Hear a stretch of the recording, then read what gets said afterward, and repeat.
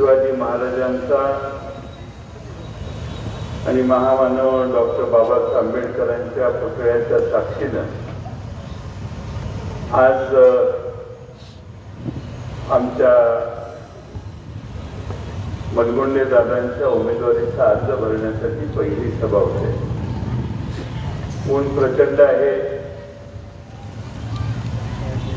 इतकं ऊन येतंय की अनेकांची पंचायत आम्हाला वळून दिसते, पण तरी देखील सकाळी 10:30 वाजल्यापासून इथं तुम्ही आलेला आहात, बसलेला आहात।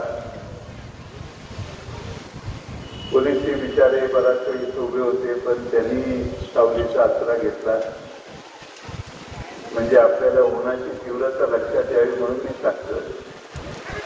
आणि त्यामुळं आज एका शुभ मुहूर्तावर या शहराच्या खुंटलेल्या विकासाला पुन्हा चालना देण्यासाठी आपण सगळे इथे एकत्रित आलो। मी निवडणूक आयोगाचे आभार मानायला पाहिजे, उशिरा का होईना त्यांनी निवडणुका घ्यायचं ठरवलं, नाहीतर प्रशासकीय राजवट महाराष्ट्राच्या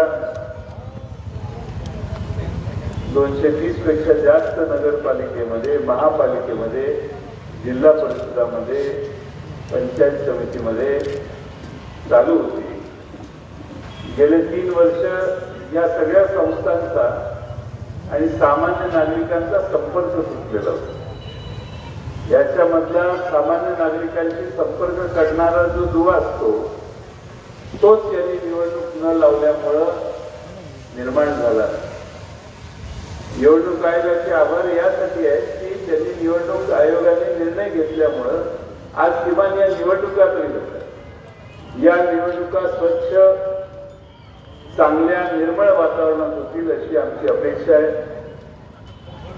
महेश पाटलांची 2-3 भाषणं मी ऐकली, त्यावेळी या निवडणुकीत काही गुंड उभा राहण्याची शक्यता आहे, काही तडीपार लोक उभे राहण्याची शक्यता आहे, आणि या शहराला अशा लोकांचा विळखा बसू नये ही त्यांची पहिली भूमिका आहे।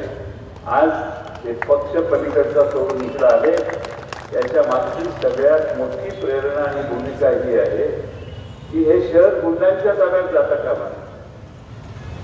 मोका लागलेले, आज जाऊन आलेले, राजरोसपणाने फिरायला लागलेत, तुमच्या दारातील मतं मागायला लागलेत, ज्या पद्धतीने गुन्हे झाले त्याची नोंद या शहराला आहे, ती लोक आमच्या समोरच्या बाजूला लोकांच्या मध्ये जाऊन आज मतं मागतात। सामान्य लोक काही बोलत नाही, पण उरण ईश्वरपूरच्या नगरीतल्या सामान्य माणसाच्या सद्सद्विवेकी बुद्धीला माझा पूर्ण त्यांच्यावर विश्वास आहे। हे शहर गुंडांच्या ताब्यात, मोक्यात आत गेलेले, बाहेर आलेले, काही वर्ष आत राहिलेले, यांचा प्रभाव या शहरावर पडणार नाही याची काळजी या निवडणुकीत मतदानाच्या रूपाने उरण ईश्वरपूरकर घेतील असा मला पहिला विश्वास आहे। खरं म्हणजे मागच्या 8-9 वर्षापूर्वी निवडणुका झाल्या,